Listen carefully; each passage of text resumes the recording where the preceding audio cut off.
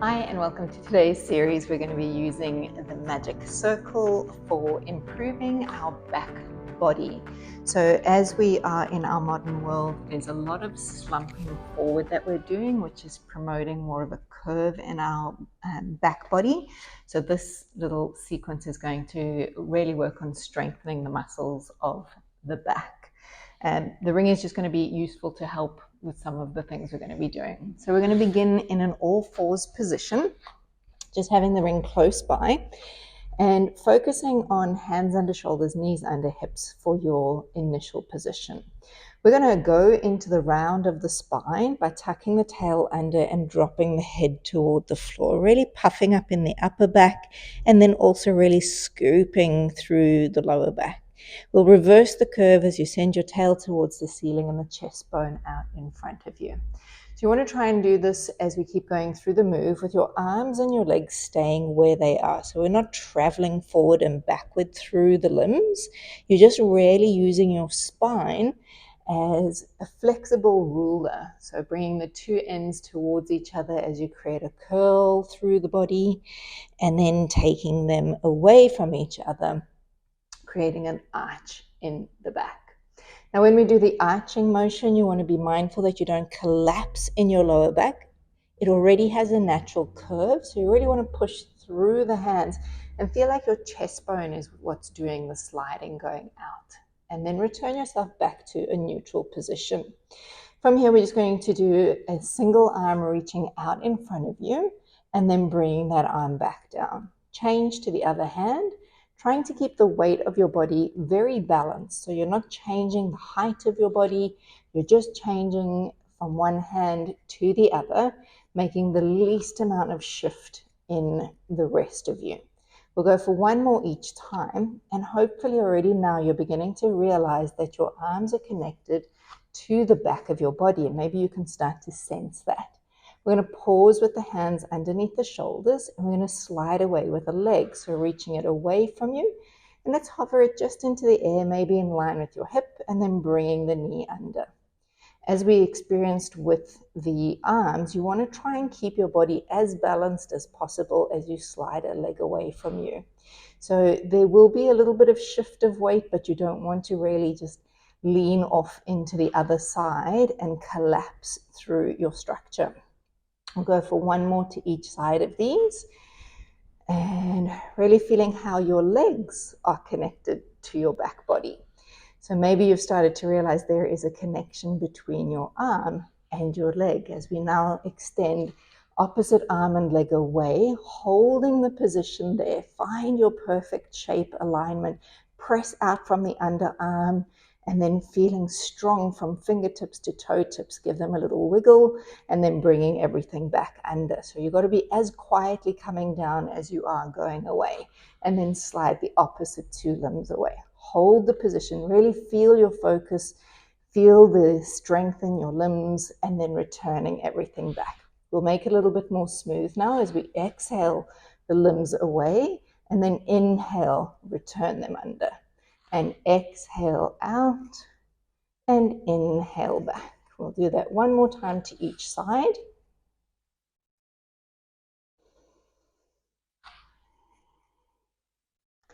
And now things are going to get a little bit more entertaining. We're going to send our arm and leg away and hold your position.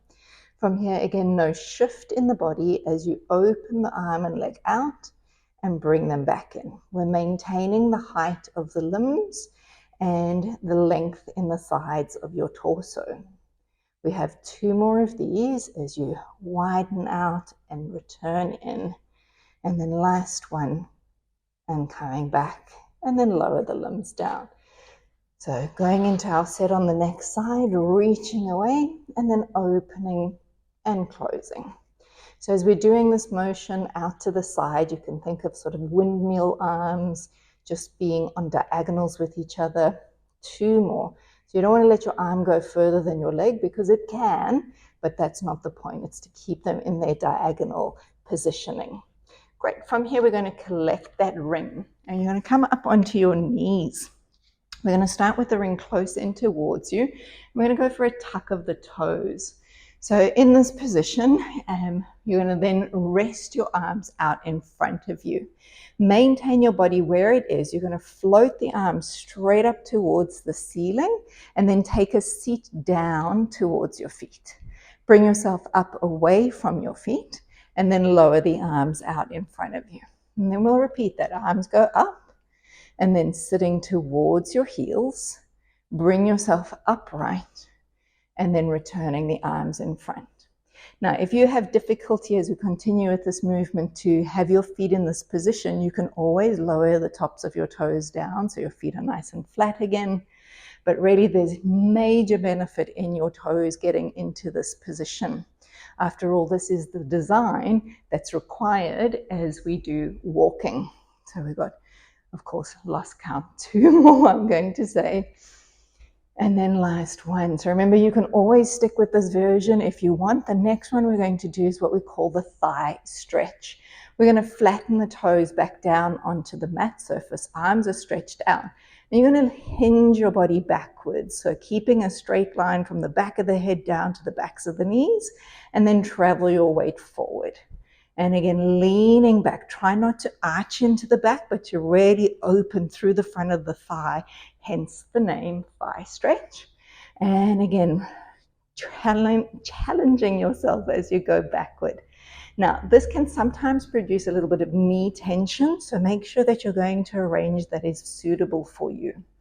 As we're leaning back, we're going into more hip extension just because of the angle of the leg, so make sure that those sit bones are close to each other. We're going to come back and we're going to hold your position here. And we're going to raise the arms and send them in front. And again, lift and lower. Keep the feeling of your hips pressing forward, the sit bones narrowing. Good control through the whole torso. We have one more time as those arms travel up, bring them out in front, and then returning and lowering. I'm going to make it a little easier for you. You're going to probably say, why didn't we start with that? Bring the spongy bit towards your ankles and take it flicking towards the other side to the under part of your sit bones. So it sometimes takes a little bit of an issue. In fact, I feel like I want to take it the other way, so the non-spongy sides. And then we're going to go into a similar version. So as you lean back now, you're going to feel the support of the ring and then coming forward. For those of you that were really feeling the stretch at the front of the thighs, it's going to make it just a little bit nicer now. So because we've got it nicer, we're going to add in a different variation with our arms. So one more time as we take ourselves toward the backward position, hold, scissor the arms up and down and sliding past each other. This is challenging work to hold the position where you are. Last one to each side. Bring those arms forward and return yourself all the way up. Great work. Take the ring and place it, thumbs holding on the inside and palms nice and flat against the sponge side. A big breath in, and then as we exhale, start to reach the arms away from the back of your body. Let your chest open up into that lovely extension we began with in today's class, and then lowering your arms back down. So simply by the angle of my arms moving behind, it allows for my chest bone to slide forward and create expansion through the ribs at the front. We'll go for 3 more like that, doing nothing more than just feeling the arms pulling away from the body nice and gently. What you want to be mindful of is that in order to get the reach of the arms, you don't then sort of round the shoulders forward. So your posture is broad and open. You want to feel like your collarbones were going to wrap around towards the shoulder blades, getting a nice width across the front of the chest. So we're going to do that one more time. So this could be a variation for you if you are uncomfortable doing this lying down, but we're about to take our way down towards the mat. So coming onto the front of your body. And then from there, take that ring into the same position you were just in. We're going to make our toes stay on the ground to start, and then lower yourself towards the mat. Nose in a hover off of the ground. From here, you're going to be beginning to peel the top of the chest up. See how far you can go, keeping your lower ribs in contact with the floor, and then returning back to the mat. So we're going to maintain the arms close to the body for now. As you peel up, maybe a little bit more focus on the pubic bone, staying gently pressing into the mat surface. That's going to ensure that you don't want to arch your lower back. So we want to really feel a little bit of length in the lower back area as we do this movement. We're going to roll up one more time and we're going to hold the position of the chest. And from here, we're going to float the arms a little rapidly as we lift up and down. 2, 3, 4, 5, 6, 7, 8, 9, 10, and then lower everything back towards the floor. We're going to repeat that series. We're going to start with the upper body lifting. Stay low, and as you bring your chest up, we're going to pause here and you're going to lift just the legs. Lower the legs and return the body. And again, because we have our hands toward the back of us, float the legs up and down. And we're not relying on the hands to bring us up away from the floor. This is all spinal muscle strength. These beautiful long muscles going from the crown of the head or the base of the occiput all the way down to the sacrum. They're called the erector spinae. They can also be called just as your postural muscles. On the next one, we're going to be bringing you up. We're going to hold your position, so upper body lifted, lower body lifted, and here we go with those little pulses for 1, 2, 3, 4, 5, 6, 7, 8, 9, 10, and then bringing it all the way back down towards the mat. From here, let's take that ring and just move it out of the way for a moment, just off to the side. We'll grab it again soon. But what you're going to do is send the arms out in front. So a similar motion to what we were doing, but now your hands are in front of you. As you lift your chest up, let the hands slide in a little bit so you are rested on your lower ribs. It should be quite easy to hold yourself up in this position. The arms are straight, the elbows are away from the floor, and we're going to lift the 2 legs up behind you. Strong through from the front of your hip bone to your big toes. Let's turn your heels to each other, and we're going to clap the heels in together, beating into the heels. So as we do this, we're just, again, creating endurance in the back muscles. Shoulders should be feeling like they're sliding down towards your back pockets. And as we beat those little heels together, the height of your legs is staying away from the floor. And 2 more, and then return everything back to your start. We're going to peel up again, and as we do this time, instead of heel beating, we're going to flick our legs like we were in a swimming pool. So raising the legs up, they're just going to pulse past each other like little scissor legs. So breathing consistently, you can take little percussive breaths, or you can take long inhalation and long exhalation, but maintaining the height of the body as you do. And again, we're just kicking from the base of the sit bones. Try not to involve the knee as your kicker here, and then lowering everything back towards the mat surface. On our next one, we're going to include a little bit of arm work. So as you return yourself up, again, find that balance. We're going to raise the legs away from the floor. You're going to start to swim the legs, and as you do, you're going to hover one arm away from the mat, and then lowering the arm. And then the other side is going to lift and lower. So again, just paying attention to how the coordination of your brain and your body are working to create a lift in the arm and still going into a good rhythm of the kicking of the legs behind you. And the last one, as we raise the arm, I'm having a little bit of difficulty with my coordination, and then coming back down. From here, we're going to grab that ring again and take it behind your back. So from here, we're going to go into a lift. Keep the feet grounded. Back of the body is up. You're going to circle your right arm out in front of you. See if you can keep the ring up away from your bottom, and then bring it back down and hold the ring. And then the left arm is going to come up and forward, and then circle it around and back. And again, change the side. So what do you have to do to make that ring stay as level as possible? It's quite okay if it changes and sort of dipping down a little bit, but really, where can you find a bit of strength? I'll tell you, my back Muscles from one shoulder blade to the opposite glute are working beautifully. The tricep, the back of the arm, is really being engaged to allow my arm to float in front of me. Last one to each side, circle the arm in front and behind. And last one to the side, out, in, and then bring it all the way down. All right, so from here, we're going to bring ourselves into a side lie position. And we're going to take our ring and place it on the inside of our, on the outside of our ankle bones, my apologies.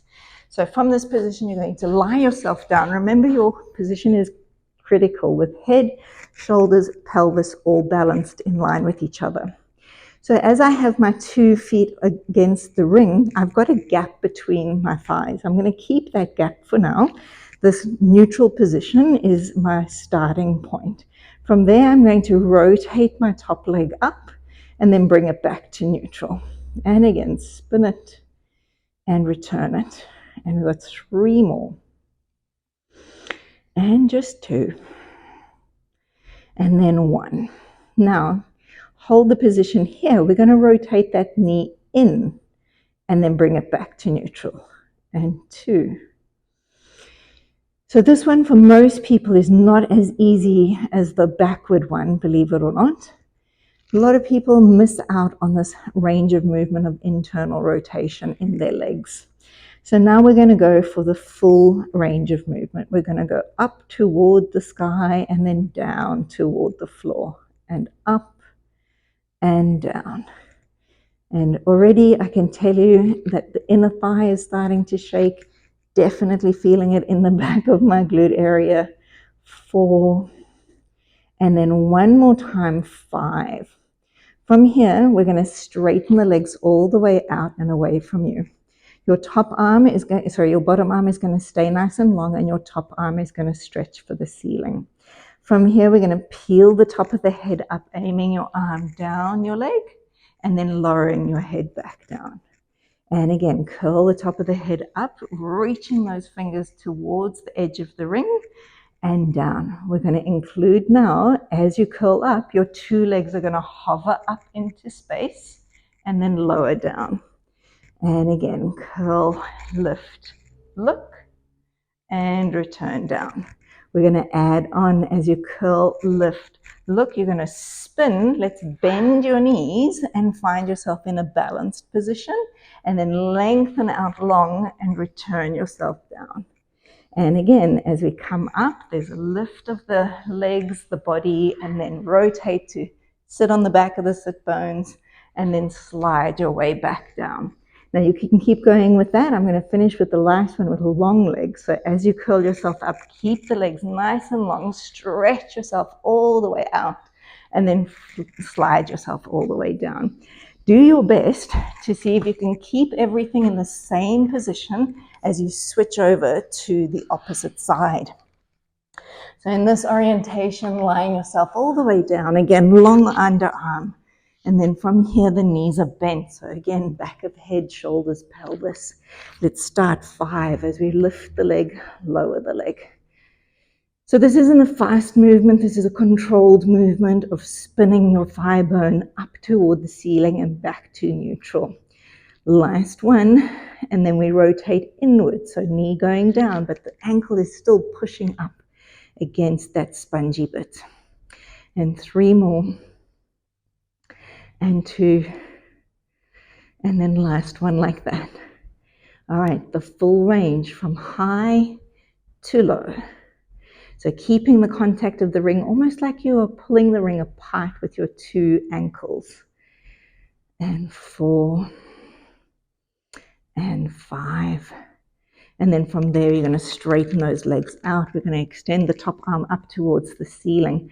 From here, we peel the top of the head and reach the arm long down your leg and then back to your start shape. And again, peeling up and lowering down.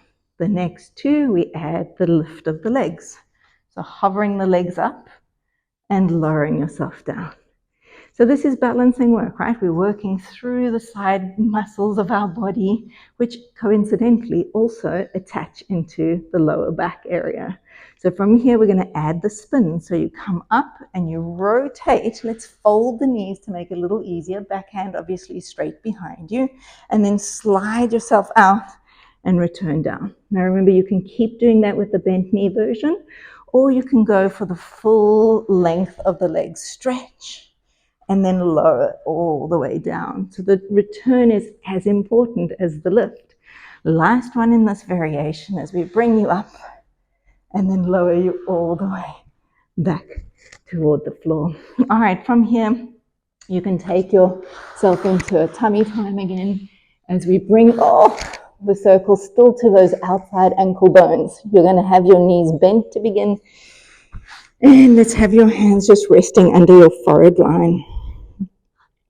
So just for the video, I'm going to have my head slightly lifted so my microphone isn't too damaged. And then from this position with both legs, you can flex your feet if you want to. We're going to aim the knees away from the floor and the feet to the ceiling, and then bringing those legs down. You can do that with pointed toes. So just choose what feels the best for you. We'll go for 3 more. Really feeling the strength of your glutes. Again, that weight of the pubic bone getting a little bit more pressure as the knees are lifting into the air. That's what's going to support your lower back. 2. And then on this next one, we're going to stay with the lift of the legs. And from here, you're going to kick your legs out to a straight line and then fold them in. Try not to drop the knee and stretch and fold. You can add in a little lift of your upper back if you would like to. It assists with the reach of the legs. 2, and then final one, stretch it all the way out, and then returning everything back in. Grab a hold of the ring, place the ring at the front of your ankle area or the fronts of your toes, pull the legs towards you, and then from here, press the leg away, lift the upper chest, reach those arms back, and then lower everything back down. And again, pressing the legs away, peeling the spine up, opening those collarbones. Do you remember this is one of the first moves we did with our ring earlier, where we allowed the chest to widen and the arms to be pulled back and down. You've got 2 more as you feel like you're flying or floating up away from the floor. And then last one as we reach everything beautifully up, tall, strong, powerful, and then all the way down and take a rest. Press yourself all the way back up and maybe give yourself a little bit of a child pose length. So through the lower back, just getting nice and long. If you felt that at all in your lumbar spine, you can always round through your lower back just to give it a little bit of a breakout. Otherwise, that is all we're going to play with today. I hope you enjoyed feeling strong in the back of your body and that you found some new uses for the lovely magic circle. See you again soon.